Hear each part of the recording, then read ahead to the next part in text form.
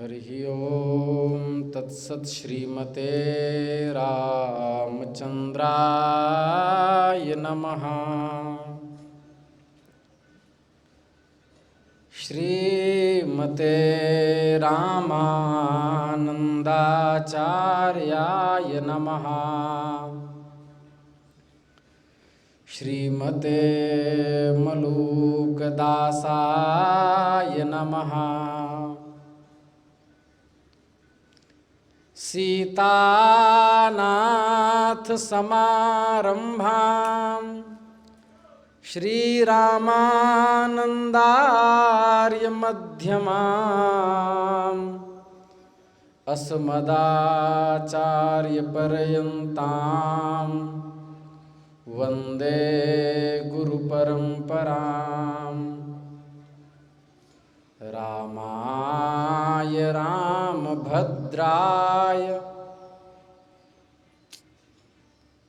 रामचन्द्राय वेधसे रघुनाथाय नाथाय सीतायाः पतये नमः। अतुलितबलधामं स्वर्णशैलाभदेहं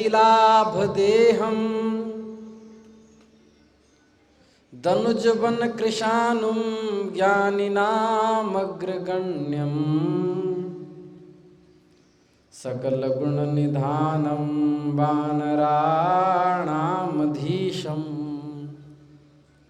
रघुपतिप्रियभक्तं वातजातं नमामि। जल रहा था, तुमको खुजली हो रही थी, तुम निकाले थे, तुम न तार अभी चल ही रहा था ना। प्रहलाद नारद पराशर पुंडरीक व्यासाम्बरीश शुक शौनक भीष्म दाल्भ्यान् रुक्मांगदार्जुन वसिष्ठ विभीषणादीन् पुण्यानिमान् परमभागवतान् नमामि। श्रीराम जय राम जय जय राम, श्रीराम जय राम जय जय राम, श्रीराम जय राम जय जय राम, श्रीराम जय राम जय जय राम, श्रीराम जय राम जय जय राम, श्रीराम जय राम जय जय राम, श्रीराम जय राम जय जय राम, श्रीराम जय राम जय जय राम। श्री वृंदावन बिहारी लाल की जय।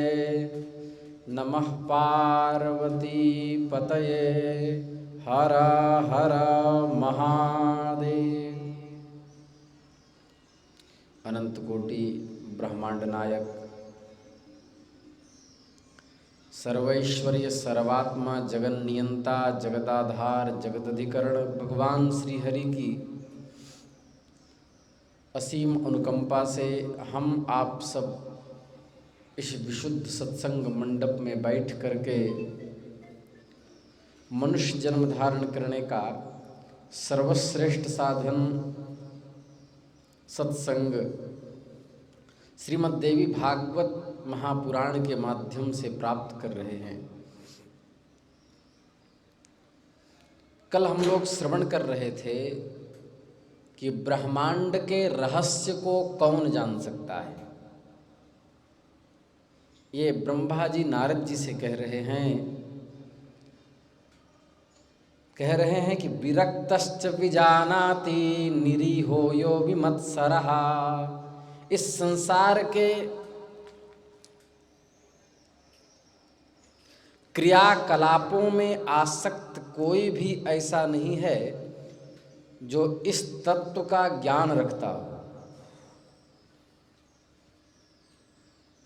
इस भगवत तत्व का ज्ञान कोई विरक्त, निःस्पृह, जो अलोलुप हो और विद्वेष रहित हो, जो न किसी से ईर्ष्या करता हो न द्वेष करता हो, वही इस ब्रह्मांड के रहस्य को जान सकता है।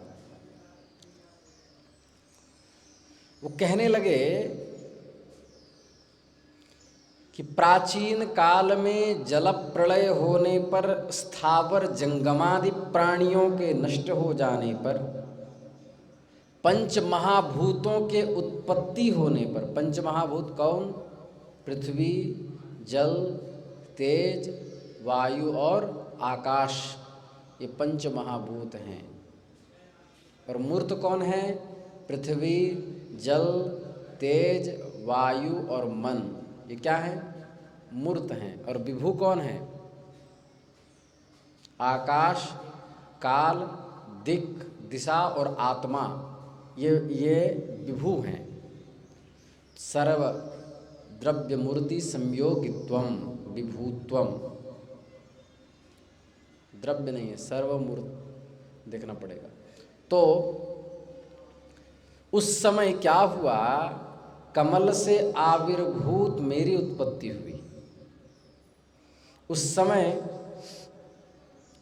मैंने सूर्य, चंद्र, वृक्ष या पर्वत, इन किसी को भी हमने नहीं देखा।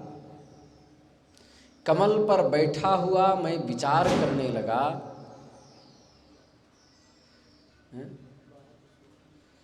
विचार करने लगा कि इस महासागर के जल में मेरा प्रादुर्भाव किससे हुआ?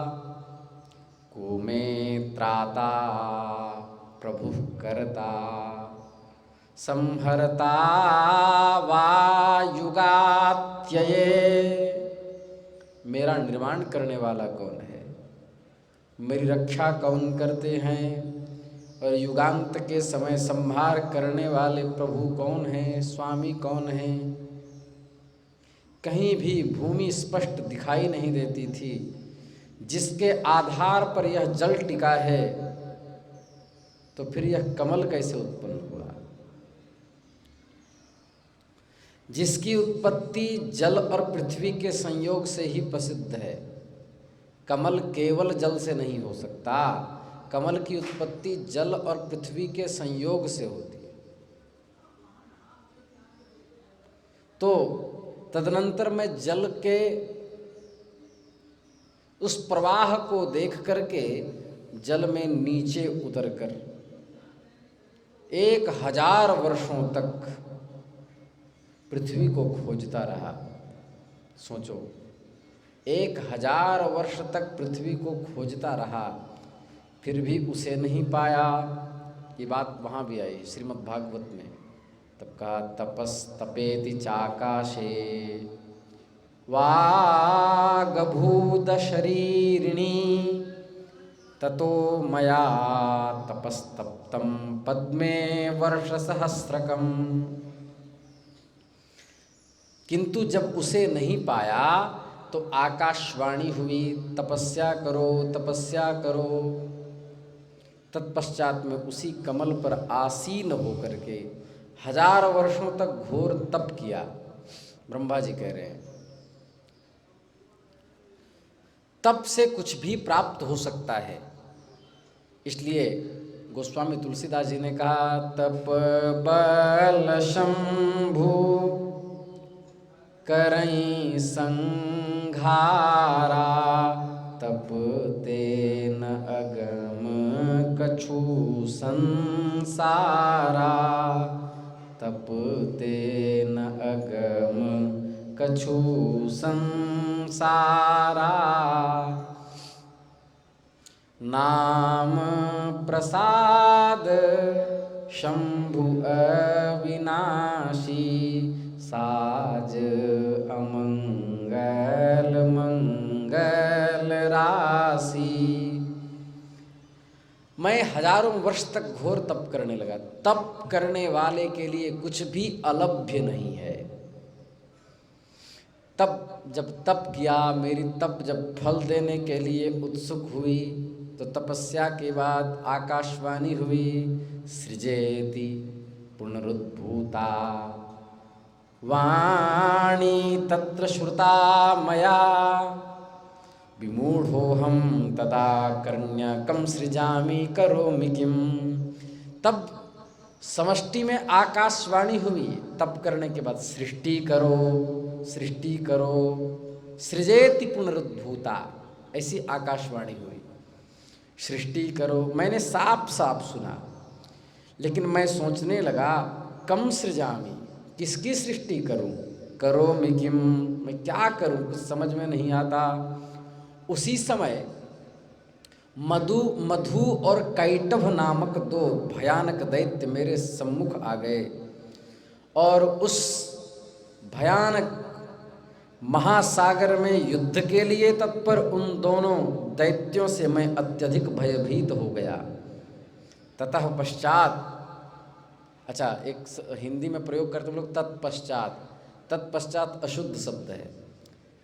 सिद्धांत कौमुदी के द्वितीय खंड में ये कहा भट्टोजी दीक्षित ने वहाँ कि ततः पश्चात इदमेव शुद्धम, तत्पश्चात नहीं होता क्योंकि पंचमी का लुक नहीं होता वहाँ, तो ततः पश्चात आपके लिए बताया। क्या किया, मैं उसी कमल की नाल का आश्रय लेकर के जल के भीतर उतरा। वहाँ एक अत्यंत अद्भुत पुरुष को मैंने देखा। उनका शरीर कैसा था, नीलांबुज श्यामलं कोमलांगं मेघश्याम शरीरस्तु पीतवासाश्चतुर्भुजः शेषसायी जगन्नाथो वनमाला विभूषितः। श्याम शरीर था। पीतवासाश्चतुर्भुजः, वास मतलब होता है वस्त्र, पीत वर्ण का वस्त्र जिन्होंने धारण किया था। चतुर्भुजः, चार जिनकी भुजाएं थी। पीतवासाश्चतुर्भुजः, और भगवान शेषसायी, शेष पर थे। जगन्नाथः, जगत के ऐश्वर्य। नाथ्री याच्यों पतापैश्वर्या शीहशु, ये धातु है जिससे नाथ शब्द की उत्पत्ति होती। जगत के समृद्धि, जगत के स्वामी, जगत के नाथ। और वो पहने हुए क्या थे, वनमाला विभूषितः, कस्तूरी तिलकम ललाट पटले वक्षस्थले कौस्तुभम, आगे नासाग्रे वरमौक्तिकम, यहाँ पर बुलाक पहनते हैं मोती के। नासाग्रे वरमौक्तिकम करतले वेणुः करे किंकणम सर्वांगे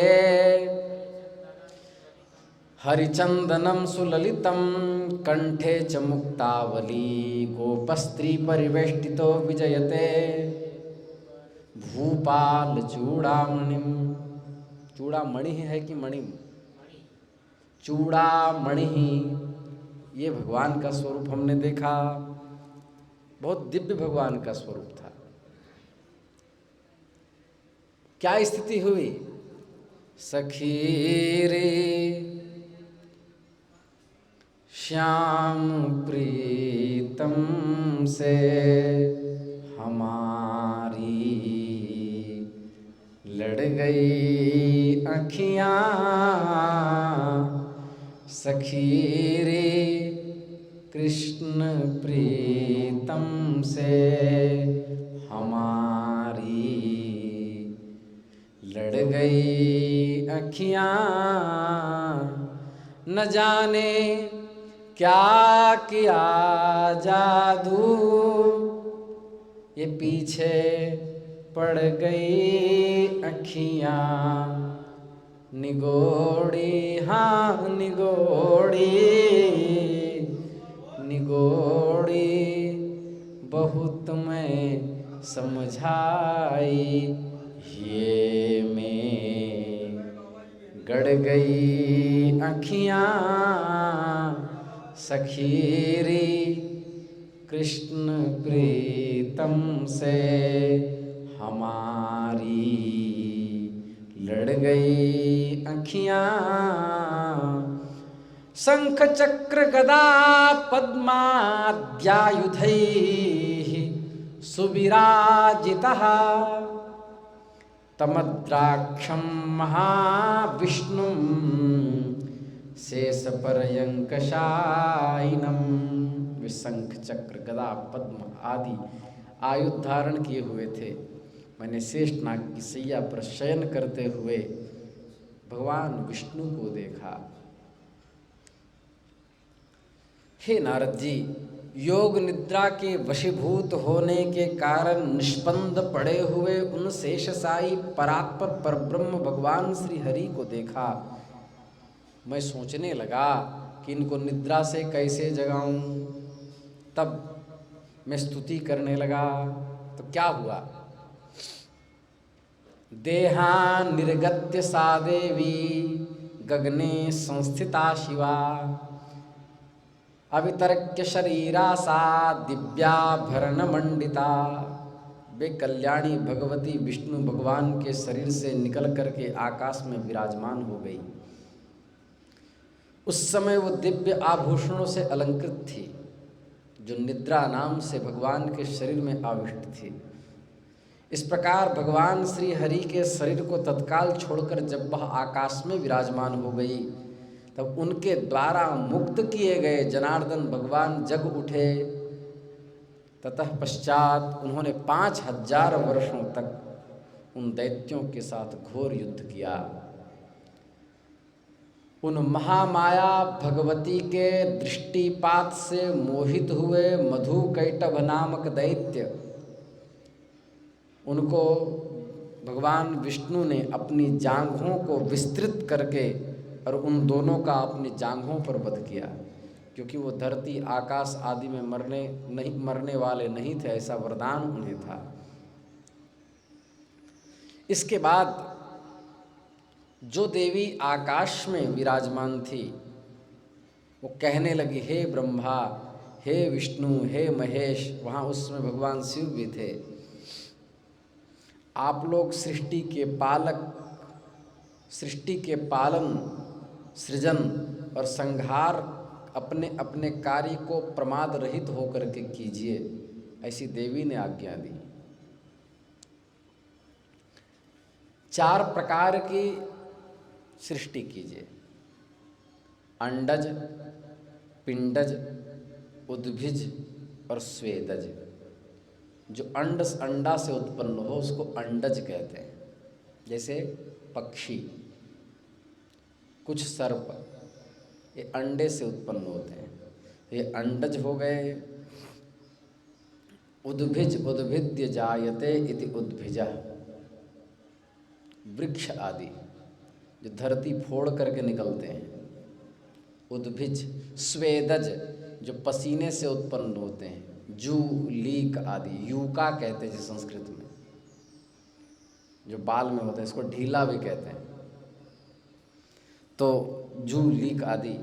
और फिर कहा पिंडज, माने जरायुज, जो पिंड से उत्पन्न हो, जो जरा में, जेर में लपटा, मनुष्य आदि। जो गर्भाशय में लिपटा हुआ हो वो पिंडज। इस प्रकार 4 प्रकार की सभी प्रजाओं का सृजन कीजिए। तब हम लोग प्रार्थना करने लगे कि हे माता, हम लोग शक्तिहीन हैं, इन प्रजाओं का सृजन कैसे करें। अभी विस्तृत पृथ्वी ही नहीं, सभी और जाल ही जाल फैला हुआ है।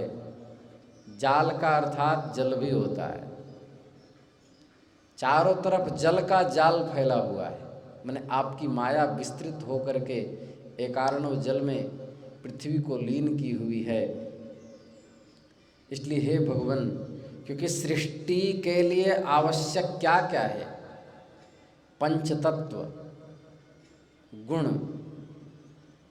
रूप, रस, गंध, स्पर्श, संख्या, परिमाण, पृथक्त्व, संयोग, विभाग, परत्व, अपरत्व, गुरुत्व, द्रवत्व, स्नेह, शब्द बुद्धि सुख दुख इच्छा द्वेष प्रयत्न धर्मा धर्म संस्काराश्च चतुर्विंशतिर्गुणाः, ये 24 गुण। लेकिन यहाँ गुण से क्या लेंगे? सत्वगुण, रजोगुण, तमोगुण। पंच तत्व क्षितिजल पावक गगन समीरा, पंच तत्व रचे अधम शरीरा। ये 5 तत्व, पृथ्वी जल तेज वायु और आकाश। तन्मात्राएं, इंद्रियां। इंद्रियां, इंद्रियां क्या है? सब जगह यही विषय आएगा। इंद्रियां क्या है? घ्राण, जिससे हम पृथ्वी को सूंघते हैं, घ्राण। ये कहाँ रहता है? नासाग्रवर्ती। और फिर कौन सी इंद्रियां हैं? चक्षु हो, रसनेन्द्रिय जीवा के आगे। चक्षु नेत्र के कृष्ण तारा के अग्रभाग में, जिसे हम देख नहीं सकते। और श्रोत्रेंद्रिय, कान के अंदर रहने वाली इंद्रिय। तो इस प्रकार इंद्रियां नहीं हैं हमारे पास, पंचतत्व नहीं हैं, गुण नहीं हैं, तन्मात्राएं नहीं हैं, तो हम लोग कैसे सृष्टि करेंगे? तो भगवती ने संकल्प किया। वहाँ एक आकाश से रमणीय विमान पहुँच गया। उन भगवती ने कहा, हे देवताओं, आप लोग निर्भीक होकर इस विमान पर इच्छानुसार सवार हो जाइए, बैठ जाइए। मैं आप लोगों को इस विमान से एक अद्भुत दृश्य का दर्शन कराऊंगी। वचन सुनकर के ब्रह्मा विष्णु महेश उसमें बैठे। मन के समान वेग से उड़ने वाले वह विमान जिस स्थान पर पहुंचा, वहाँ पर स्त्रियां, पुरुष, पशु, बड़ी नदियाँ, बावलियाँ, कुएं, तालाब, पोखरे आदि विद्यमान थे। वह 4 दीवारी से घिरा हुआ एक मनोहर नगर था, जो यज्ञशालाओं तथा अनेक प्रकार के दिव्य महलों से सुशोभित था। वहाँ से आगे बढ़े, हमने इंद्र को देखा। वहाँ से पता नहीं किस ब्रह्मलोक में चले गए। वहाँ एक नए ब्रह्मा जी थे, किसी के 100 मुख थे, किसी के 1000 मुख थे। ऐसे अनेक ब्रह्मलोक का दर्शन किया, अनेक वैकुंठ का दर्शन किया, अनेक कैलाश का दर्शन किया। समझ में नहीं आ रहा था कि हमारा प्रतिबिंब इस तरह अवभाषित कैसे हो रहा है। हम लोग भ्रमित हो गए। उसके बाद हमने कुछ दूरी पर देवी लोक को देखा, जहाँ रक्तमाल्याम्बरधरा रक्तगंधानुलेपना सुरक्त नयना कांता विद्युत कोटि समप्रभा। दुर्गा सप्तशती में आया है। रक्तमाल्याम्बरधरा, उस देवी ने रक्त पुष्पों की माला, लाल पुष्पों की माला पहन रखी थी। रक्त वस्त्र, लाल वस्त्र धारण कर रखे थे। उसने अपने शरीर में लाल चंदन का लेप कर रखा था। लालिमा पूर्ण नेत्रों वाली वह देवी असंख्य विद्युत की कांति से सुशोभित हो रही थी। उनके शरीर से निकलने वाली दिव्य आभा संपूर्ण लोक को चमत्कृत कर रही थी। वर, पाश, अंकुश, अभय मुद्रा को देते हुए आशीर्वाद की मुद्रा में वह भगवती पीताम्बरा बीज मंत्र का जप कर रही थी। और उनकी सेवा में पक्षियों का समुदाय सेवा कर रहा था। नवयौवन से संपन्न कुमारी साक्षात करुणा की मूर्ति जान पड़ती थी। सभी प्रकार के श्रृंगार और परिधानों से सुसज्जित होकर के मंद मंद मुस्कुरा रही थी। नाना विधि मणियों से जटित आभूषणों से वह अलंकृत थी। स्वर्ण निर्मित कंकण, केयूर और मुकुट, अत्यंत उन्नत वक्षस्थल, हृल्लेखा, भुवनेशी नामों का सतत जप करती हुई वह अनवरत प्रणव के ध्यान में थी।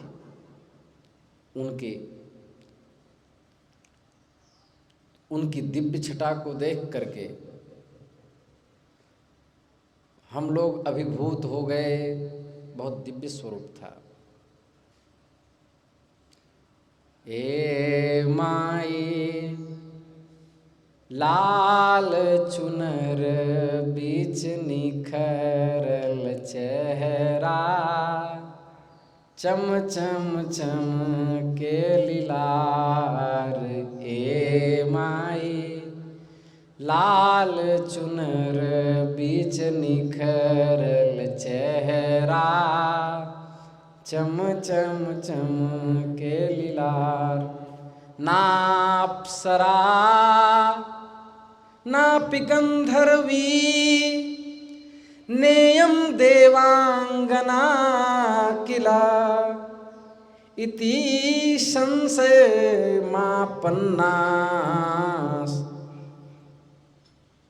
तत्र नारद संस्थिताः।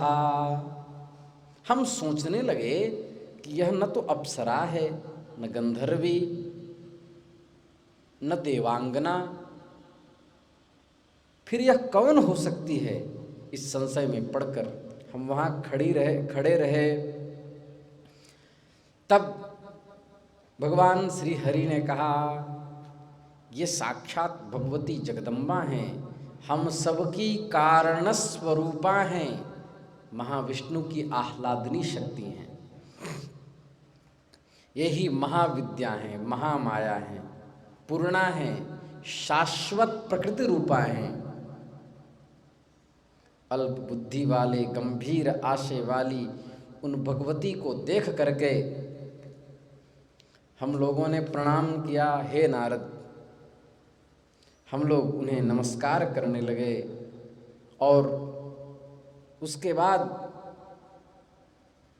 उस समय वह भगवती बाला भाव में, बालकों के स्वभाव की तरह हम लोगों को देख करके जैसे कोई छोटी किशोरी मुस्कुराती है, ऐसे अमित मुस्कान उनके दिव्य स्वरूपों पे थी। तो अत्यंत नम्र भाव से हम लोगों की प्रार्थना करने पर वह और भी प्रसन्न हो गई। तो कहा, विद्या त्वमेव ननु बुद्धिमतां नराणां, शक्तिस्त्वमेव किल शक्तिमतां सदैव, त्वं कीर्तिकान्ति कमलामलतुष्टिरूपा, मुक्तिप्रदा विरतिरेव मनुष्यलोके। आप निश्चय ही सदा से बुद्धिमान पुरुषों की विद्या हैं। हम जो भी कुछ बोल पाते हैं वो भगवती की कृपा से, उनका अनुग्रह है, तभी हम बोल पाते हैं। आप शक्तिशाली पुरुषों की शक्ति हैं, आप ही इस मनुष्य लोक में कीर्ति हैं। भगवान श्री हरि स्वयं स्तुति कर रहे हैं भगवती का, और भगवान शिव स्तुति कर रहे हैं। आप ही कांति हैं। अरे तंत्रादि ग्रंथों में विश्वनाथ जी को स्वयं भगवती अपना स्तनपान कराती हैं, बालक वात्सल्य भावानुभूति में। ये हैं भगवती तत्व। आप ही कांति हैं, आप ही कमला हैं, निर्मला हैं, तुष्टि स्वरूपा हैं। यदि हरिस्तव देव विभावजस्तव, तदनु पद्मज एव तवोद्भवः, किमहमत्र तवापि न सद्गुणः, सकललोकविदो चतुराशिवे। त्वमसि भूसलिलं पवनस्तथा, खमपि वह्निगुणश्च तथा पुनः, जननि तानि पुनः करणानि च, त्वमसि बुद्धिमनोऽप्यथहंकृतिः।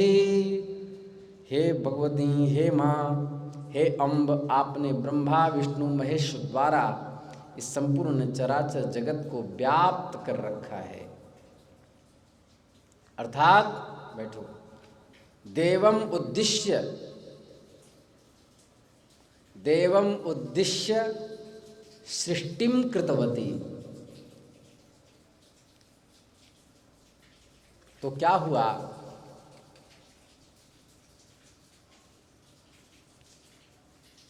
देवताओं को उद्देश्य करके सृष्टि की गई। ब्रह्मा जी बोले कि हे भगवती, हे माँ, हे अम्ब, हे अज, हम लोगों के लिए क्या आज्ञा है। यहाँ जो बात कही है माता ने, बहुत दिव्य वक्तव्य है। सदैकत्वं न भेदोऽस्ति सर्वदैव ममास्य च, योऽसौ साहमहं योऽसौ भेदोऽस्ति मति विभ्रमात्। बहुत सुंदर बात भगवती कह रही हैं। मैं और परब्रह्म सदा एक ही हैं, दोनों में कोई भेद नहीं है। क्योंकि जो वे हैं वही मैं हूँ, और जो मैं हूँ वही वे हैं। बुद्धि भ्रम से दोनों में भेद दिखाई देता है, इसलिए हम दोनों विद्यमान सूक्ष्म अंतर को, हम दोनों में जो विद्यमान सूक्ष्म अंतर है उसको बुद्धिमान ही जानता है। तो भगवती कह रही मेरे और परब्रह्म में किंचित भी भेद नहीं है। इसी बात को श्रुतियों ने राधा तापनीयोपनिषद में कहा, येयम राधा यश्च कृष्णो रसाब्धिर्देहेश्चैकः क्रीडानार्थं द्विधा भूत। जो ये राधा हैं वो श्री कृष्ण ही हैं, ये दोनों रस के सागर हैं। एक होते हुए भी दो रूप में अवभासित भक्तों को सुखी करने के लिए हुए हैं, दोनों में कोई भेद नहीं है। उपनिषद कहता है ब्रह्म अद्वितीय। वहाँ स्त्री पुरुष का भान केवल भ्रमात होता है, क्योंकि विराट पुरुष अलिंग हैं, वहाँ न पुलिंग है न स्त्रीलिंग, वो केवल हमारा भान होता है, ऐसा अलक्ष्य लिंगो। इसलिए शायद गजेंद्र मोक्ष में ये बात आई है, न स्त्री न षंढो न पुमाम न जंतु। गजेंद्र कह रहे हैं आप न तो स्त्री हैं, न नपुंसक, न पुरुष, न जंतु, इन सबसे परे हैं। इसलिए हम लोगों में भेद नहीं है। सृष्टि रचना के समय तत्व द्वैत भाव को प्राप्त होता है। वस्तुतः है सब अद्वैत, विशिष्ट अद्वैत ही है सब। जिस प्रकार एक ही दीपक उपाधि भेद से दो प्रकार का दिखाई देता है, कैसे? दर्पण में पड़ती हुई छाया दर्पण भेद से भिन्न भिन्न प्रतीत होती है। दर्पण के सामने खड़े हो जाओ, दो स्वरूप हो जाएगा, एक आप, एक दर्पणांतर्गत, लेकिन वह दर्पण उपाधि है। जैसे ना हम स्त्री, भगवती स्वयं करे मैं स्त्री नहीं हूँ, ये बहुत बड़ा आख्यान है। ना हम स्त्री न पुमांश्चाहम, न मैं पुरुष हूँ, न क्लीबम, न मैं नपुंसक हूँ, न क्लीबम सर्ग संख्ये, सर्गे सति विभेद स्यात् कल्पितोऽयं धिया पुनः।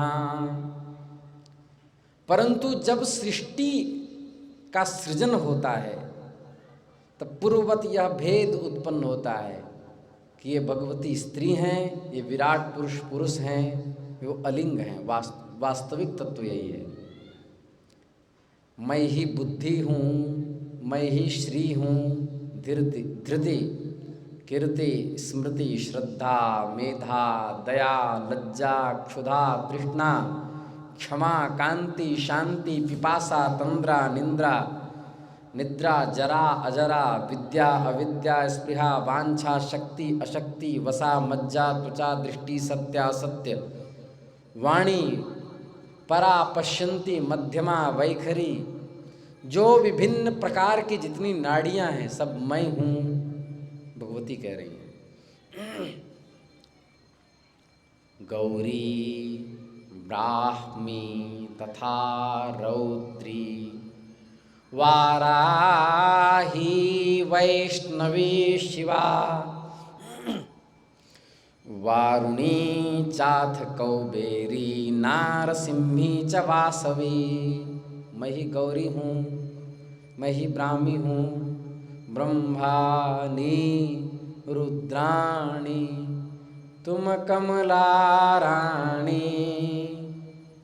माँ तुम कमला रानी, आगम निगम बखानी तुम शिव पटरानी। ओम जय अम्बे गौरी, तुम ही जग की माता, तुम ही हो भरता, तुम ही हो भरता। भक्तन के दुख हरता, सुख संपत्ति करता। दोनों में भेद नहीं है। मैं ही गौरी हूँ, ब्राह्मी माहेश्वरी चैव कौमारी वैष्णवी तथा। शिवा हैं, वारुणी हैं। या देवी सर्वभूतेषु विद्यारूपेण संस्थिता, नमस्तस्यै नमस्तस्यै नमस्तस्यै नमो नमः। कौन अंदर है? पृथ्वी भी जब शक्ति से युक्त होती है तब स्थिर होकर सबको धारण करने में समर्थ होती है, वो भी मेरी कृपा से होती है। इस प्रकार भगवती पराम्बा ने अपने 3 स्वरूपों को स्थापित किया, महालक्ष्मी, महासरस्वती और महागौरी।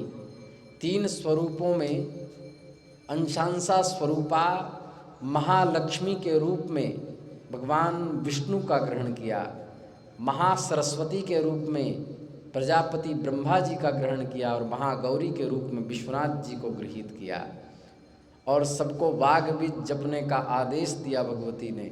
कहा हम इन अंशांशा स्वरूपा से लक्ष्मी, पार्वती और सरस्वती के रूप में संसार की संचालिका होंगी। बोलिए जगदम्बा महारानी की जय। आज देर हो गई, कथा यहीं तक। श्री वृंदावन बिहारी लाल की जय।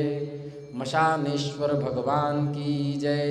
श्री अलवर महादेव की जय। सिद्धि विनायक भगवान की जय। चक्र पुष्करणी तीर्थ की जय। मणिकर्णिकेश्वर महादेव की जय। जगत गुरु यति चक्र चूड़ामणि श्री रामानंदाचार्य भगवान की जय। श्री स्वामी मलुकदास जी महाराज की जय। श्री पहाड़ी बाबा सरकार की जय। श्री भक्तमाली जी महाराज की जय। श्री सतगुरुदेव भगवान की जय। श्री सतबाबा महाराज की जय। नमः पार्वती पतये, हर हर महादेव। अब भज ललिते ललिते ललिते, वे ही काम आवेंगी। अब भज दुर्गे दुर्गे दुर्गे, वे ही काम आवेंगी। वे ही काम आवेंगी, जगत से पार लगावेंगी। अब भज ललिते ललिते ललिते, वे ही काम आवेंगी। श्री वृंदावन बिहारी लाल की जय। नमः पार्वती पतये, हर हर महादेव। श्रीमते रामचंद्राय नमः। श्रीमते रामानंदाचार्याय नमः। स्मृता पितरुणातपं, करुणया हरन्ति नृणाम्। अभङ्गुरत्नत्विषां बलयिता शतैर्विद्युताम्। कलिन्दगिरिनन्दिनी तटसुरद्रुमालम्बिनी। मदीयमतिचुम्बिनी भवतु कापि कादम्बिनी। विश्वेशं माधवं ढुण्ढिं दण्डपाणिं च भैरवं वन्दे काशीं गुहां गंगां भवानीं मणिकर्णिकाम्। जय बिंदु माधव नीलमणि गोपाल मुरलिया वारे। जय बिंदु माधव नीलमणि गोपाल मुरलिया वारे। गोपाल मुरलिया वारे, नंदलाल मुरलिया वारे। जय बिंदु माधव नीलमणि गोपाल मुरलिया वारे। श्री वृंदावन बिहारी लाल की जय। नमः पार्वती पतये हर हर महादेव। आइए पराम्बा जगदम्बा जगत की मूल प्रकृति पराविद्या अपराविद्या और इन दोनों से भिन्न भगवती की असीम अनुकंपा से हम आप सब आज पुनः सत्संग लाभ प्राप्त कर रहे हैं।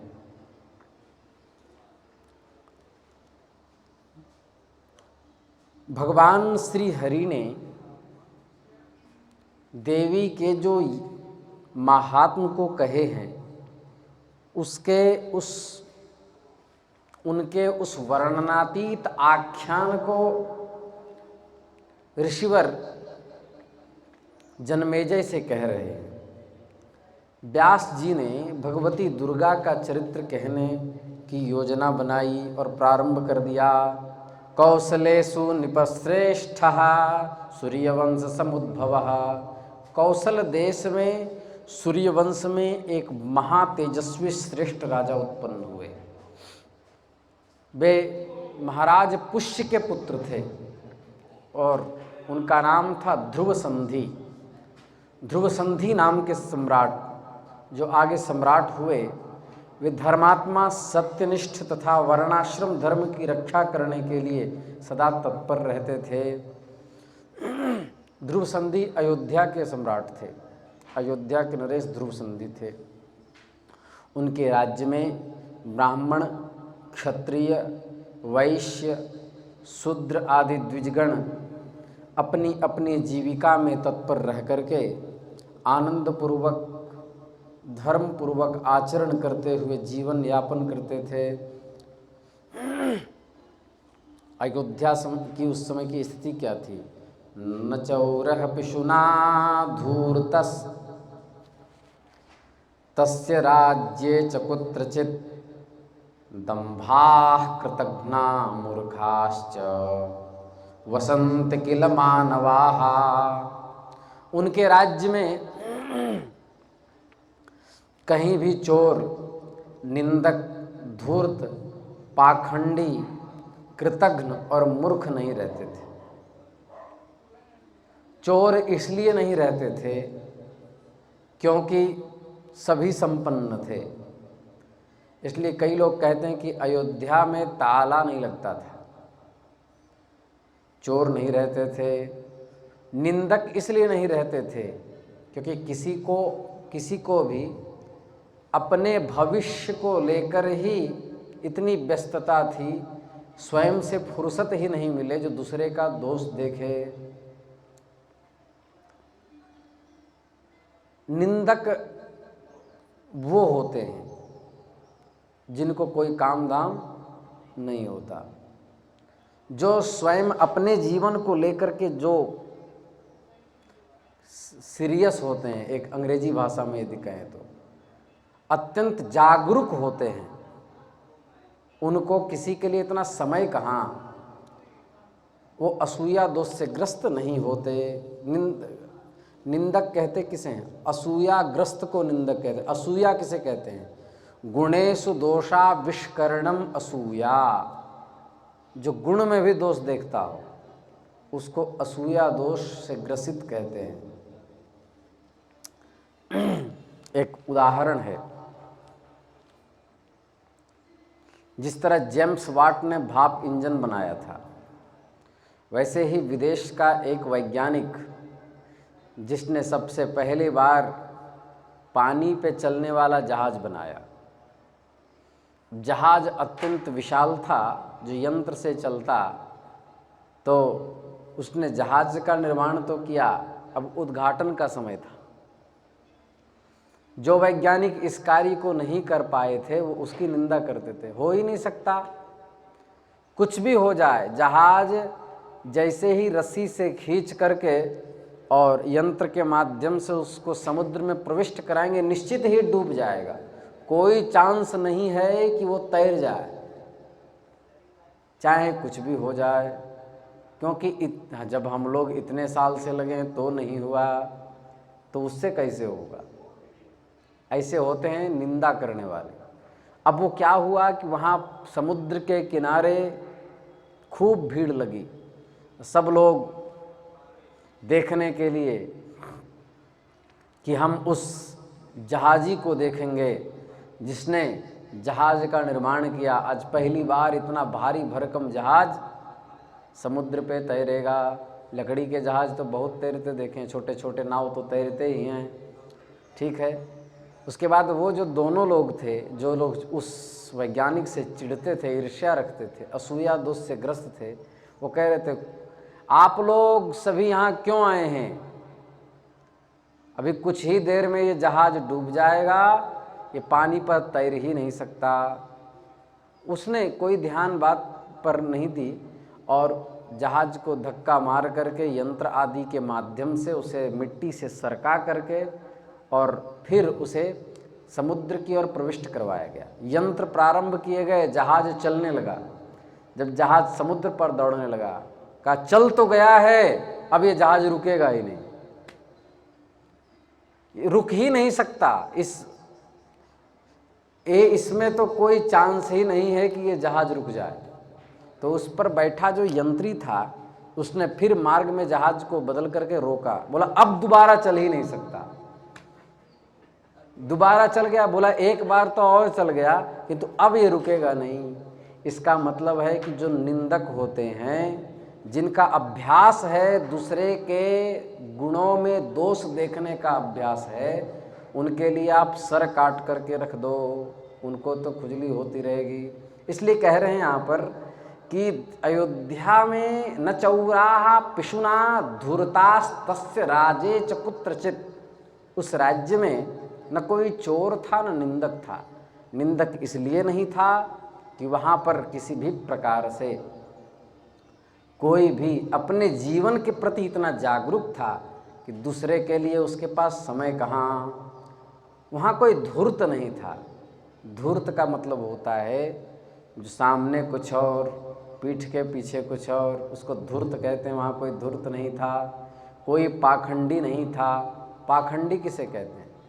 जो जगत में सम्मान प्राप्त करने के लिए अपने को उत्कृष्ट रूप से प्रस्तुत करे और जगत से दूर होते ही अत्यंत निकृष्ट कार्य में लग्न हो जाए, उसको पाखंडी कहते हैं। जो अंदर भी जैसा हो, एकांत में जैसा हो, वैसे ही और लोगों के पास भी वैसी ही उसकी प्रस्तुति हो, वो पाखंडी नहीं होते। वहाँ कोई पाखंडी नहीं था। कृतघ्न भी वहाँ कोई नहीं था। कृतम हंती इति कृतघ्न, जो किए हुए उपकार को नहीं मानता उसको कृतघ्न कहते हैं, और जो किए हुए उपकार को सदा याद रखता उसको कृतज्ञ कहते हैं। तो वहाँ कोई कृतघ्न भी नहीं था। तथा जब ये सब नहीं था तो मूर्ख कैसे होगा? वहाँ कोई मूर्ख भी नहीं था, क्योंकि ये सब मूर्खों के ही लक्षण हैं। चोरी करना, निंदा करना, धूर्तता, पाखंडता और कृतज्ञता, तो वहाँ कोई नहीं था। अयोध्या उस समय भरी पूरी थी। इसलिए कहा दैहिक दैविक भौतिक तापा, राम राज्य काहुँ नहीं व्यापा। उस राम राज्य में न किसी को दैहिक पीड़ा थी, न ही आध्यात्मिक ताप था, नहीं आधि दैविक ताप था, नहीं आधि भौतिक ताप था, सब मस्त थे। ये अयोध्या की स्थिति थी। महाराज ध्रुव संधि उन दिनों वहाँ पर 2 पत्नियों से युक्त होकर के रहते थे। उनकी एक पत्नी का नाम था मनोरमा। मनोरमा से एक पुत्र की प्राप्ति हुई जिनका नाम सुदर्शन था। दूसरी पत्नी थी लीलावती। लीलावती ने भी एक पुत्र को जन्म दिया। ध्रुव संधि ने उन दोनों बालकों का जातकर्म संस्कार करवाया। पुत्र जन्म से प्रमोदित एवं उल्लसित होकर उन्होंने ब्राह्मणों को नाना विद्वान दिए। प्रीतिम तयो समाम राजा चकार सुतयोर नृपा, नृपश्चकार सौहार्देष्वंतरम न कदाचन। महाराज ध्रुव संधि उन दोनों पुत्रों पर समान प्रीति रखते थे। वे उन दोनों के प्रति अपने प्रेम भाव में कभी भी अंतर नहीं आने देते थे। दोनों में किंचित भी भेद नहीं करते थे। परम तपस्वी ध्रुव संधि ने अपने वैभव के अनुसार बड़े हर्ष और उल्लास पूर्वक उन दोनों का चूड़ाकरण संस्कार करवाया। उन दोनों बालकों ने राजा के मन को मोह लिया, किंतु सुदर्शन जो पुत्र था वह ज्येष्ठ था। लीलावती का शत्रुजित नामक पुत्र अत्यंत ही सुंदर और मधुभाषी था। उसके मधुरभाषी तथा अत्यंत सुंदर होने के कारण राजा लीलावती के पुत्र शत्रुजित से अत्यंत प्रेम करने लगे, अत्यंत प्रेम करने लगे। शत्रुजित के गुणों के कारण राजा का जैसा प्रेम उस पर हो गया, वैसा प्रेम सुदर्शन के प्रति नहीं था। तो इसके बाद ये लीलावती, जिनके पिता थे युधाजीत, जो भरत के मामा थे, कैकेयी के भाई थे युधाजीत, उनकी पुत्री थी लीलावती। ये बात वाल्मीकि में आई युधाजीत के बारे में। उनकी पुत्री थी लीलावती, भरत के मामा, मामा की पुत्री ममेरी बहन लीलावती थी। तो लीलावती उस समय उनके पुत्र शत्रुजित से अत्यंत प्रेम उनके पिता ध्रुव संधि करने लगे। इसके बाद क्योंकि सुदर्शन के प्रति मंदभाग्य होने के कारण कम अनुराग रखते थे, इस प्रकार कुछ समय बीतने पर हिंसक पशुओं का शिकार करने के लिए जो राजाओं का धर्म था, और उससे 2 लाभ होता था। एक हिंसक पशुओं से राज्य की रक्षा होती थी, दूसरा युद्धाभ्यास बना रहता था, जिसको आज की भाषा में मॉक ड्रिल बोलते हैं। फौजी लोग अभ्यास करते हैं, हमने देखा है यहाँ। कभी कभी क्या होगा कि बिना किसी शत्रु पक्ष के काशी में आए ही एकाएक पुलिस वाले सायरन बजा देते हैं और सब लोग बंदूक लेके खड़े हो जाते हैं। प्रतिदिन ऐसा होता है। और विश्वनाथ जी में 10-15 मिनट के लिए एंट्री सबकी बंद कर दी जाती है, जैसा कि कोई हमला हुआ हो। ऐसा प्रतिदिन करते हैं ताकि उनका अभ्यास आलस्य में न पड़ जाए। प्रतिदिन अभ्यास बना रहे कि कभी सत्य में कोई ऐसी घटना, भगवान न करे ऐसा हो, ऐसी घटना की स्थिति बन जाए तो तुरंत ही वो लोग सजग रहें, क्योंकि अनभ्यासे विषम विद्या, बिना अभ्यास के विद्या किसी काम की नहीं होती। इसी तरह जब सैनिक जवान, आप अखबारों में पढ़ते होंगे, आज अमुक देश ने समुद्र के पास युद्धाभ्यास किया, युद्धाभ्यास में डुप्लीकेट परमाणु हमले होते हैं, ब्लास्टिंग सब होते हैं, किसी के जान माल का नुकसान नहीं होता, पूरी युद्ध की स्थिति ही रहती है। बस यही है कि जो गोलियों की बौछार होती है वो ओरिजिनल नहीं होते, लेकिन पूरा युद्ध का ही माहौल बन जाता है। आप यदि किनारे में कभी खड़े होकर के देखेंगे तो आक्रमण और धाएं धाएं एक दूसरे तरफ से पूरे गोली बंदूक बारूद से हमला होने लगता है, दो पक्ष बन जाते हैं, तो इसको युद्धाभ्यास कहते हैं। तो इसलिए इस शंका का समाधान हम करते चलें तो राजा लोग जो शिकार करते थे वो शौक से नहीं करते थे, हिंसक पशुओं से जंगल को बचाने के लिए, राज्य की रक्षा के लिए, और दूसरा युद्धाभ्यास के लिए। क्योंकि जब जो शेर से, सिंह से, चिता से, बाघ से जो युद्ध करता हो तो वो साधारण मनुष्यों को कैसे बख्शेगा, उसके सामने वो अत्यंत डटकर मुकाबला कर पाएगा। तो ये स्थिति होती थी। इसके बाद तब महाराज गहन तथा महाभयंकर वन में शिकार खेल रहे थे। उसी समय महान रोष से भरा हुआ एक सिंह झाड़ी से निकला और गरजने लगा। पहले तो राजा ने उन्हें बाण से आहत किया, तब अत्यंत कोपाविष्ट होकर वह सिंह उन्हें अपने सामने देखकर मेघ के समान गरजने लगा। जोर से गर्जना की, अपनी पूंछ खड़ी करके, गर्दन को लंबी करके, केशों को छितरा करके अत्यंत कुपित होकर सिंह ने राजा को मारने के लिए छलांग लगा दी। उसके नाखून अत्यंत पैने थे, नाखून इतने पैने थे कि वो किसी के चेहरे पे आक्रमण कर दे, आधा चेहरा उखाड़ करके ले जाए, इतने नाखून उसके पैने थे। तब उसे देखकर राजा ने भी तत्काल अपने हाथ में तलवार धारण कर लिया, एक हाथ में ढाल ले लिया और दूसरे सिंह के समान खड़े होकर भयंकर युद्ध की स्थिति बन गई। युद्ध करने लगे, रोषपूर्वक एक दूसरे पर आघात प्रत्याघात करते, कोई किसी से कम नहीं था। वहाँ महान हाहाकार मच गया, भीषण संहार होने लगा। इसी प्रकार सिंह की गर्जना से संपूर्ण जंगल गंजायमान हो गया। एक दूसरे तरफ मारो काटो सब दौड़ने लगे, सैनिक भी साथ देने लगे राजा का। इतनी भयंकर स्थिति बन गई कि जैसे जैसे आक्रमण होता, राजा अपने को बचाते और सिंह की हाथ की छाप जिस वृक्ष के ऊपर पड़ती उसका छाल आधा उखड़ करके हाथ में आ जाता, उसके वृक्ष के अंदर से गोंद निकलने लगते। भयंकर स्थिति वहाँ बन गई। तब नखों के प्रहार से आहत होकर जब राजा गिर पड़े तो राजा पर इतने बार आक्रमण सिंह ने किया कि राजा की मृत्यु हो गई। और उसी समय सिंह पर भी बाणों की बौछार सैनिकों ने कर दी।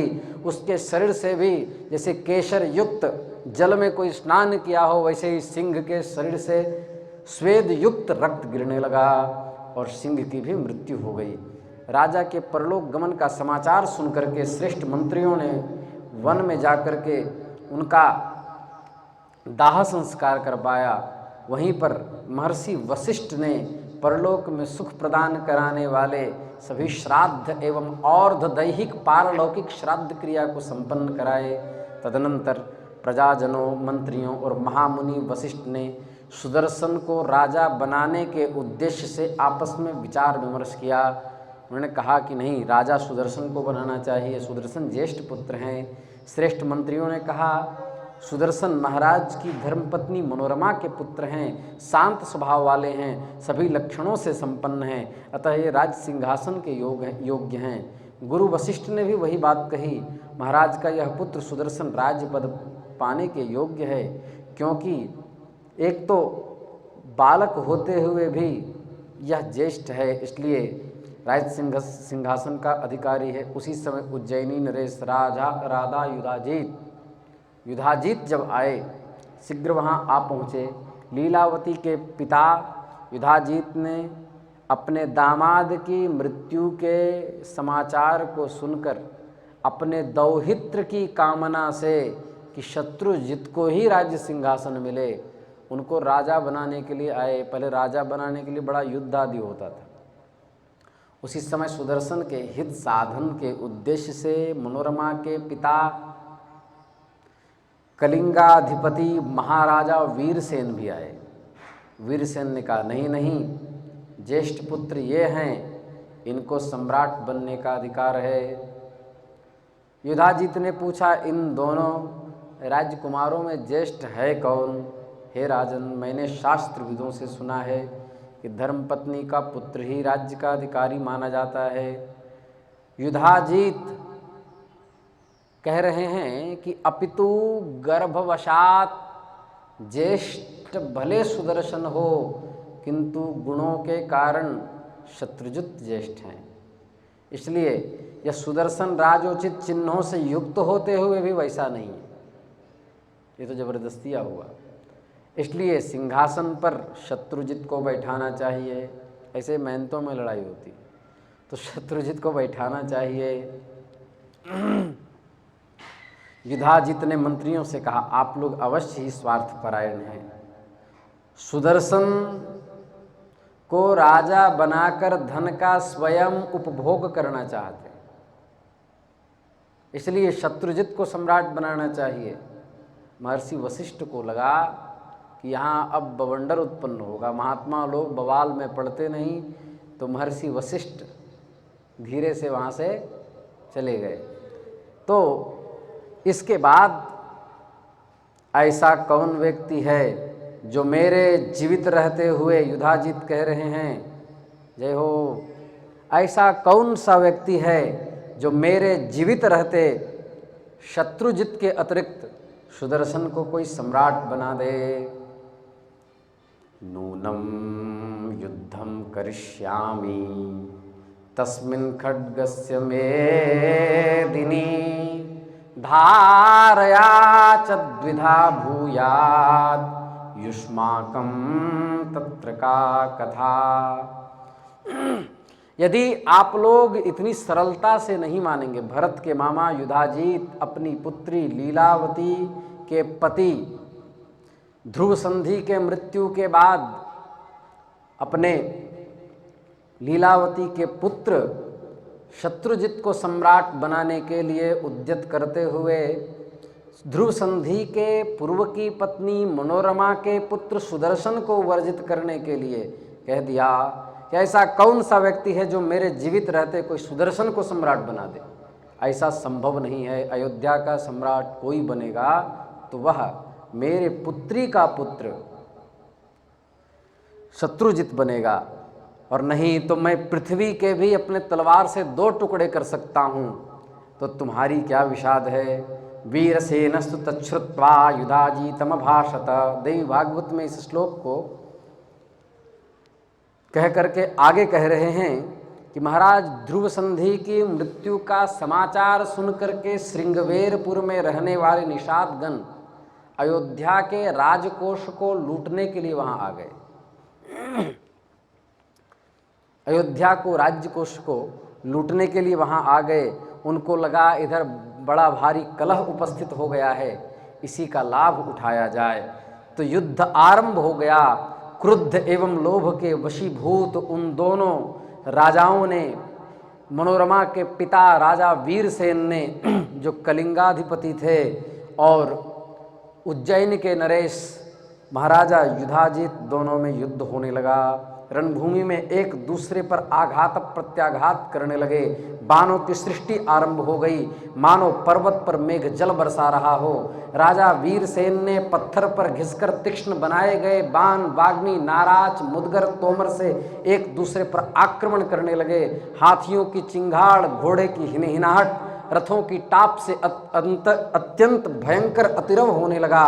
मांस भक्षण करने की लालसा से कौवे, गिद्ध आदि पक्षियाँ सब आक्रमण युद्ध स्थल में करने लगे। उन्हें पर्याप्त मांस की आकांक्षा से उन्हें लगा कि यहाँ आज पर्याप्त भोजन मिलेगा। सैनिकों को खींच खींच करके मरे हुए सैनिकों के धड़ और सिर को ले जा कर के जंबुक और भेड़िए इधर उधर खाने लगे, उनके मांस को इधर उधर फेंकने लगे। रथ से गिरे हुए किसी मृत वीर को पृथ्वी पर पड़ा देख करके मांस की इच्छा से गिद्ध उसके ऊपर आक्रमण करते। युद्ध भूमि में हत कोई वीर योद्धा सुंदर विमानों में आरूढ़ होकर, जैसे गीता जी में कहा, हतो वा प्राप्स्यसि स्वर्गम जित्वा वा भोक्ष्यसे महिम, जो युद्ध स्थल में धर्मपूर्वक राज्य को प्राप्त करने के लिए युद्ध करता है उसको वीर गति की प्राप्ति होती है। जैसे कोई भी, चाहे पाकिस्तान का सैनिक हो, चाहे हिंदुस्तान का सैनिक हो, कहीं का भी सैनिक हो, युद्ध करते हुए युद्ध स्थल में मारा गया हो तो सीधा स्वर्ग जाता है। गीता की इस पंक्ति के अनुसार सब विमान में बैठ जाते, पार्षदत्व देह को प्राप्त करके देवांगनाओं के साथ विहार करते हुए अपने उस मृत शरीर को देखते और देवांगनाओं से कहते कि ये देखो, अत्यंत कामदेव के समान मेरा सुंदर शरीर दिखाई दे रहा है। इस तरह युद्ध की स्थिति बन गई। तो इसी युद्ध की अवस्था में वीरसेन वीरगति को प्राप्त हो गए। वीरसेन की वीरगति की प्राप्ति के बाद अब उधर मनोरमा अपने पुत्र को लेकर के चिंतित हो गई कि भी युद्ध की स्थिति बनी है तो क्या करना चाहिए। अत्यंत चिंतित होकर के उसने अपने आमात्य से कहा कि पीछे के रास्ते से हमें ले चलो, यहाँ पर हमारे पुत्र को खतरा है। मैंने सुना है कि पूर्व काल में इंद्र ने अपने वज्र को अत्यंत छोटा बनाकर अपनी सौतेली माता दिति के गर्भ में प्रवेश करके गर्भस्थ शिशु को काट करके उसके 7 टुकड़े कर दिए, फिर उन 7 टुकड़ों के 7 खंड गर्भ में कर दिए जो 49 मरुत के रूप में प्रतिष्ठित हुए। कहीं ऐसा ही युधाजीत न कर डाले, मेरे गर्भ को नष्ट न कर डाले। मैंने यह भी सुना है कि पूर्व काल में राजा की किसी रानी ने अपनी सौत के गर्भ को नष्ट कर देने के उद्देश्य से उसे विष दे दिया। विष का संस्कृत नाम है गर, और गरेन सहित सगरह, जिससे सगर उत्पन्न हुए। महाराज दशरथ की भार्या कैकई ने पति के जीवन काल में ही अपने ज्येष्ठ पुत्र रामचंद्र को वनवास दे दिया। इसलिए मनुष्यों की अवस्था कब बिगड़ जाए, इसकी बुद्धि कब धूर्तता में चली जाए, कोई नहीं जानता। मंत्रिणास्त्ववशाः कामं ये मे पुत्रं सुदर्शनं राजानं करतु कामा वैयुधा जिद्वशा वशगाश्चते। जो मंत्री मेरे पुत्र सुदर्शन को राजा बनाने चाहते थे वे अब विवश होकर युधाजित के अधीन हो गए। मुझे क्या करना चाहिए? तो उन्होंने महाअमात्य बिदल्ल को बुलाया और बिदल्ल से कहा कि सुनो, मैं रानी होकर आज्ञा देती हूँ कि मेरे पिता युद्ध में मारे गए हैं और इस पुत्र के पिता अर्थात मेरे पतिदेव भी वीरगति को प्राप्त हो गए हों, मुझे क्या करना चाहिए? तो बोले, आपको अयोध्या से अत्यंत सन्निकट वाराणसी है, आपको वाराणसी जाना चाहिए। वहाँ सुबाहु नाम से विख्यात मेरे मामा रहते हैं, उनके वे महासमृद्धिशाली और महाबलशाली हैं, वे हमारे रक्षक होंगे। मन में युधाजित के दर्शन की लालसा से नगर से बाहर निकलकर चलना चाहिए, क्योंकि युधाजित ने कहीं देख लिया तो निश्चित ही हमारे पुत्र की हत्या कर देगा। बिदल्ल के ऐसा कहने पर मनोरमा ने जब ये बात कही तो वहाँ से निकल पड़ी और रास्ते में बेचारी के साथ बड़ा अनिष्टकारी घटना बीत गया। कहते हैं निषादों ने सारे हार जवाहरात संपूर्ण धनकोष जो साथ में लेकर के रानी निकली थी सब लूट लिए, साथ में कुछ नहीं बचा। वे धूर्त दस्यु लेकर के चले गए। रोती हुई अपने पुत्र को लेकर के सैरंद्री के हाथ का सहारा लेकर के किसी प्रकार गंगा के तट पर पहुंची। वहां से चलते हुए त्रिकूट पर्वत पर पहुंची। त्रिकूट पर्वत पर वहां मनोरमा ने महर्षि भारद्वाज का आश्रम, पुनीत आश्रम देखा। तब वहां तपस्वियों को देखकर वह निर्भय हो गई। तदनंतर भरद्वाज मुनि ने पूछा, मुनिना सा ततः पृष्टा काशिकस्य परिग्रहः कष्टेनात्र कथं प्राप्ता सत्यं ब्रूहि शुचिस्मिते।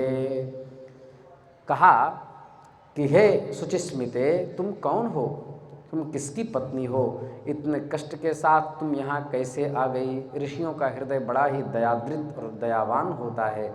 उन्होंने कहा कि तुम इतने कष्ट से अभिभूत होकर कहाँ से चली आ रही हो। विदल्ल ने मुनि से कहा कि हे भगवन, ध्रुव संधि नाम के एक श्रेष्ठ नरेश थे, ये उन्हीं की मनोरमा नाम वाली धर्मपत्नी हैं। सूर्यवंश में उत्पन्न हुए उन महाबली महाराज को सिंह ने मार डाला। सुदर्शन नामक यह बालक उन्हीं राजा का पुत्र है। इनके अत्यंत धर्मात्मा पिता अपने इसी दौहित्र के लिए संग्राम में मारे गए। अतएव युधाजीत के भय से संत्रस्त होकर के यह जंगल का आश्रय ली हुई है। हे महाभाग, अबोध पुत्र वाली ये राजपुत्री आपकी शरण में आई है, आप इनकी रक्षा कीजिए। क्यों? क्योंकि शास्त्रकार कहते हैं आर्तस्य रक्षणे पुण्यम यज्ञादिकमुदाहृतम भयत्रस्तस्य दीनस्य विशेष फलदम स्मृतम। किसी दुखी प्राणी की रक्षा करने में यज्ञ से भी अधिक पुण्य की प्राप्ति होती है। सुंदरकांड में कहा शरणागत को जे तजहि निज अनहित अनुमान ते नर पामर पापमय तिन्हि बिलोकत हान। जो शरणागत का त्याग करता है वो इतना बड़ा पापी है कि उसको देखते ही हानि की प्राप्ति होती है। सचैल स्नान करना चाहिए। इसलिए हम आपके शरणागत हैं। ऋषि बोले निर्भयावस कल्याणी पुत्रम पालय सुब्रते नति भयम विशालाक्षी कर्तव्यम शत्रु संभवम। तुम यहाँ भय रहित होकर के निवास करो। महर्षि भरद्वाज ने कहा हे सुब्रते, अपने पुत्र का पालन पोषण करो। हे विशाल नयने, यहाँ तुम्हें शत्रुओं से शत्रु संभवम नति भयम, शत्रुओं से उत्पन्न होने वाले जो भय हैं वो तुम्हें यहाँ प्राप्त नहीं होगा। यहाँ तुम लोगों को कभी भी कोई दुख या शोक तुम्हें किसी से नहीं होगा। तुम्हें सब माँ कह करके पुकारेंगे। मनोरमा निश्चिंत हो गई। मुनि के द्वारा प्रदान की गई एक कुटिया में वे शोक रहित होकर के निवास करने लगी। ऋषि पत्नियों से आविष्ट होकर के सदा सत्संग करती। उनको वहाँ भगवत भजन में मन लगने लगा और मंत्री विदल्ली भी वहाँ रहने लगे। तदनंतर महाबली युधाजीत ने रणभूमि में अयोध्या पहुंचकर सुदर्शन को मार डालने की इच्छा से मनोरमा के विषय में लोगों से पूछा। चारों तरफ खोजा पर पता नहीं चला। उन्होंने सम्राट शत्रुजित को बना दिया। उसके बाद वो सोचने लगे कि सुदर्शन कहीं जीवित होगा तो भविष्य में ही कहीं आक्रमण न कर दे, इसलिए जहाँ हो उसको खोजकर मार डालना चाहिए। तो युधाजीत ऐसे ऊहापोह मस्तिष्क में रखते हुए खोजते खोजते महर्षि भारद्वाज के आश्रम में पहुंच गए और आश्रम में जाकर के कहा कि मनोरमा को मेरे हवाले कर दो, सुदर्शन का मैं वध करना चाहता हूँ।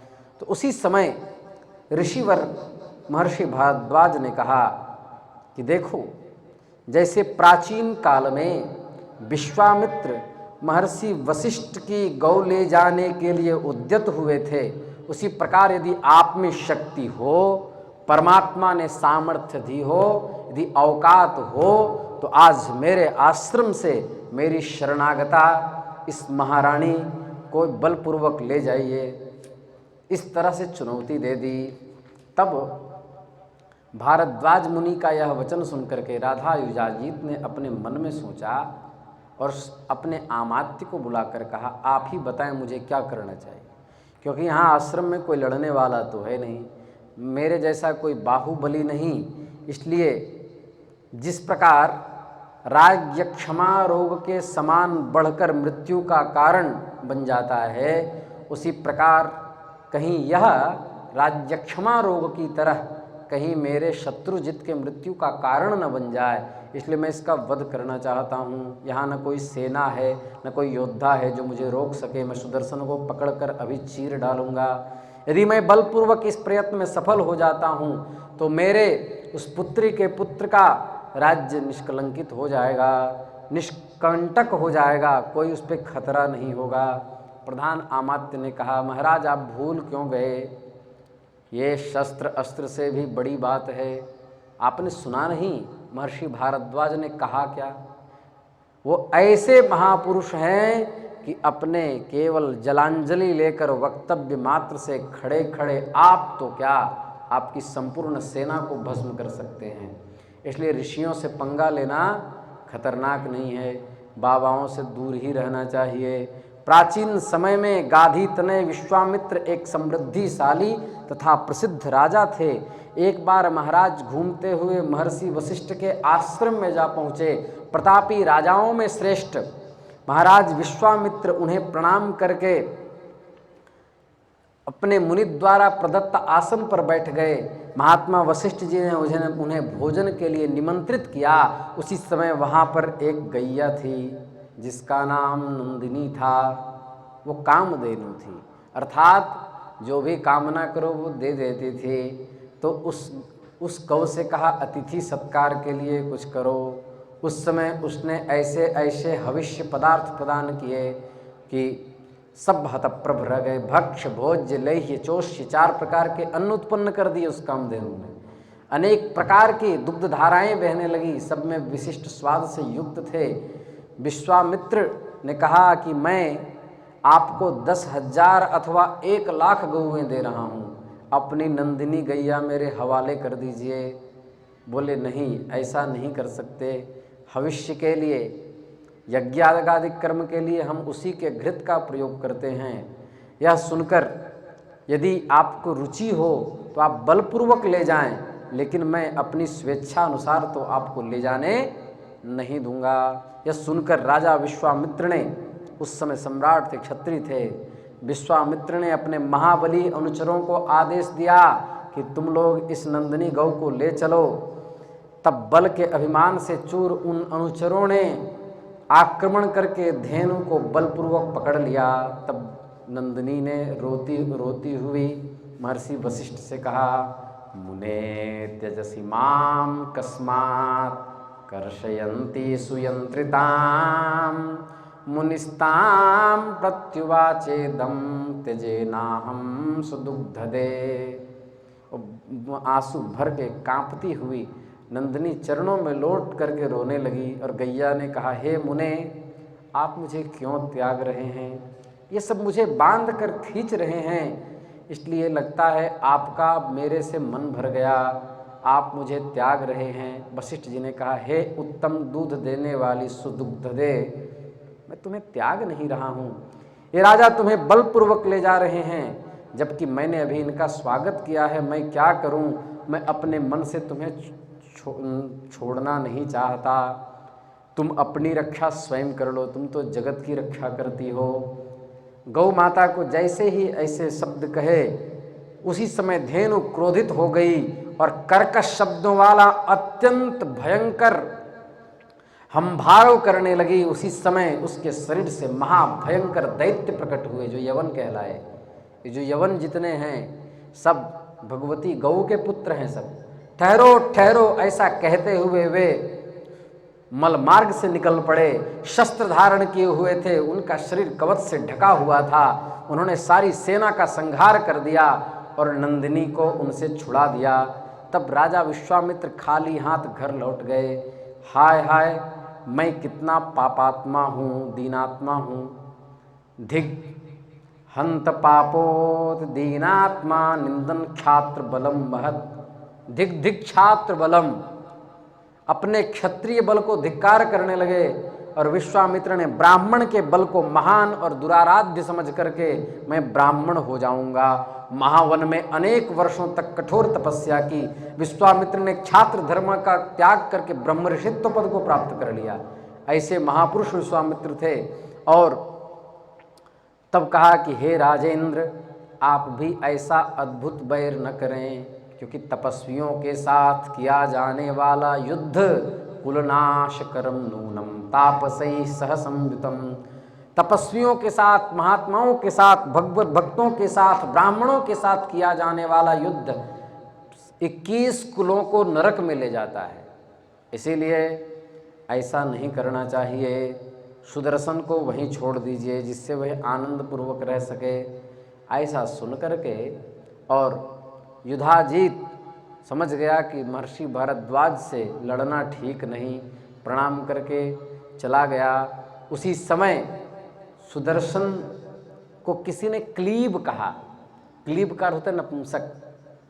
क्लीब कहा जो अपने राज्य को छोड़ करके आ गया हो। क्लीब के ब उसको सुनाई नहीं दे, क्ली सुनाई दिया। और क्ली भगवती पराम्बा का मंत्र है, अनुस्वार युक्त होकर के वह मंत्र हो जाता है। उस कामराज नामक बीज है वो काम बीज कहते हैं उसको, कामना की पूर्ति कराने वाला। वो क्ली का ही उस समय से बचपन से ही रट लगा दी। उसको क्लीब कहा तो अपना ही नाम जपने लगे, ब को भूल गए और अनुस्वार रहित, अनुस्वार छोड़कर ही उसी कामराज बीज मंत्र का जप करने लगे। 5 वर्ष की अवस्था में ही उस जप के प्रभाव से उनका ध्यान न्यास ऋषियों ने सिखा दिया। एक बार इसी उनकी कृपा से, उस मंत्र की कृपा से भगवती पराम्बा का साक्षात्कार हुआ। उस समय रक्तांबरम रक्तवर्णम रक्त सर्वांग भूषणम, उनका विग्रह रंग लाल था। वे रक्तवर्ण के वस्त्र से सुशोभित थी।